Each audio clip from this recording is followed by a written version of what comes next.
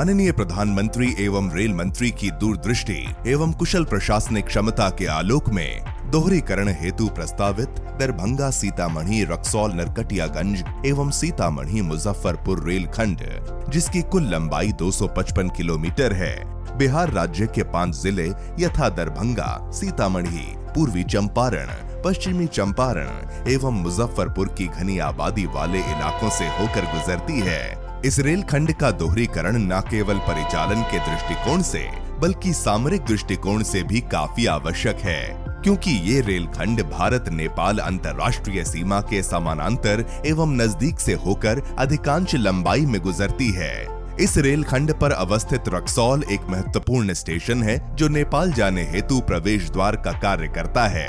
भारत एवं नेपाल सरकार की सहमति से रक्सौल काठमांडू नई रेल लाइन के लिए फाइनल लोकेशन सर्वे का कार्य किया गया है एवं इसकी डीपीआर भी भारत के विदेश मंत्रालय के माध्यम से नेपाल सरकार को दिनांक 21 अप्रैल 2023 को सौंप दी गई है। इस परियोजना की स्वीकृति के साथ ही इस रेल खंड की प्रासंगिकता और अधिक बढ़ जाएगी।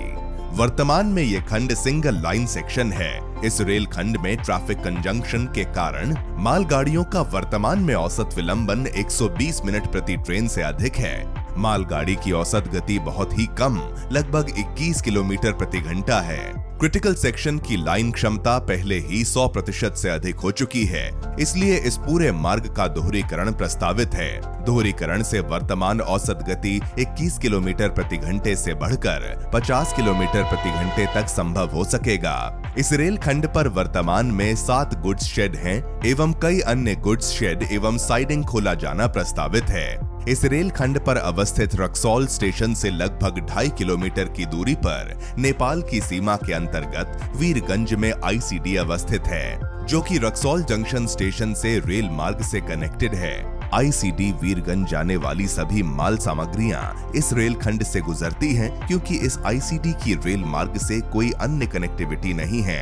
आईसीडी वीरगंज, जिसे आईडीबीआर भी कहा जाता है, पर अनलोड होने वाली सभी माल सामग्रियां सड़क मार्ग से नेपाल के विभिन्न हिस्सों में जाती हैं। आईसीडी वीरगंज पर होने वाले अनलोडिंग में मुख्यतः मोटर पार्ट, मशीनरी, आयरन एवं स्टील, कोयला एवं अन्य विभिन्न सामग्रियां शामिल हैं। वर्तमान में 900 रैक प्रति वर्ष माल सामग्री की अनलोडिंग लोडिंग इस आईसीडी पर होती है।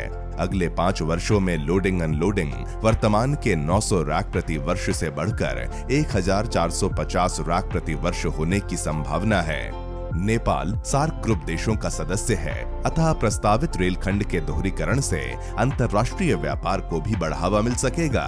प्रस्तावित रेलखंड पर अवस्थित डुमरा स्टेशन पर एक नया गुड्स शेड खोले जाने की योजना है, जिस पर प्रति वर्ष 761 रैक माल सामग्री अनलोडिंग होने की संभावना है। अनलोडिंग होने वाली सामग्री में मुख्यतः सीमेंट एवं स्टोन चिप्स होंगे। प्रस्तावित रेल खंड पर अवस्थित जोगियारा स्टेशन से लगभग आधे किलोमीटर की दूरी पर अडानी एग्रो लॉजिस्टिक ग्रुप के द्वारा एक गति शक्ति टर्मिनल ऑपरेशनल होने जा रहा है, जो कि जोगियारा स्टेशन से जुड़ा हुआ है। इस गति शक्ति टर्मिनल पर 17 रैक प्रति वर्ष अनाज अनलोडिंग होने की संभावना है। इस रेल खंड पर मुजफ्फरपुर के नजदीक अडानी सीमेंट एवं Dalmia Bharat green vision limited द्वारा 2 अलग-अलग स्थानों पर सीमेंट ग्राइंडिंग यूनिट खोले जाने की योजना है, जिसकी प्रारंभिक उत्पादन क्षमता 6.5 मिलियन टन प्रति वर्ष होगी। इसके अलावा इस क्षेत्र में बहुत जल्द एक एथेनॉल प्रोडक्शन यूनिट भी खोले जाने की योजना है। इस सभी औद्योगिक गतिविधियों के कारण इस रेल खंड पर माल ढुलाई में असीम वृद्धि होने की संभावना है। वर्तमान में इस रेल खंड से 5.19 मिलियन टन प्रति वर्ष की माल ढुलाई की जाती है, जो कि अगले 5 वर्ष में बढ़कर 30 मिलियन टन प्रति वर्ष होने का अनुमान है। ये भी उल्लेखनीय है कि पूर्व मध्य रेलवे के अंतर्गत अवस्थित सुपौल अररिया नई रेल परियोजना एवं पूर्वोत्तर सीमांत रेलवे के अंतर्गत अररिया गलगलिया नई रेल परियोजना पर त्वरित गति से कार्य चल रहे हैं। इन परियोजनाओं के पूर्ण होने के उपरांत नई दिल्ली से गुवाहाटी के लिए ये रेलखंड एक वैकल्पिक मार्ग होगा, जिसकी लंबाई नई दिल्ली गुवाहाटी राजधानी रूट के लगभग बराबर ही होगी। अतः इस परियोजना के दोहरीकरण से पूर्वोत्तर भारत की कनेक्टिविटी और मजबूत होगी एवं माननीय प्रधानमंत्री महोदय के विजन के अनुरूप पूर्वोत्तर भारत के राज्यों की आर्थिक समृद्धि में त्वरित गति आएगी। परिचालन के दृष्टिकोण से भी यदि प्रस्तावित रेल मार्ग का अगले 5 वर्षों में दोहरीकरण का कार्य पूर्ण नहीं किया जाता है तो इस मार्ग पर सवारी गाड़ी एवं मालगाड़ी की औसत गति काफी कम हो जाएगी, क्योंकि इस रेल खंड की लाइन कैपेसिटी 200% से भी अधिक पहुंच जाएगी। इस रेल खंड पर अवस्थित सीतामढ़ी जंक्शन पर्यटन एवं धार्मिक दृष्टिकोण से काफी महत्वपूर्ण है, क्योंकि सीतामढ़ी जंक्शन से कुछ किलोमीटर की दूरी पर ही मां सीता की पवित्र जन्मस्थली है।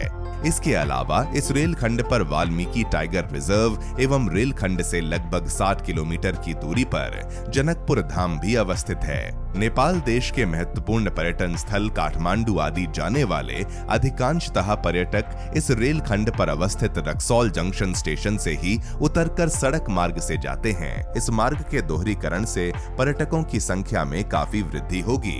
अतः प्रस्तावित रेल खंड का दोहरीकरण से सुगम रेल परिचालन संभव हो सकेगा। रेलवे की आय में वृद्धि होगी एवं उत्तरी बिहार के लोगों के सामाजिक एवं आर्थिक स्तर में वृद्धि होगी।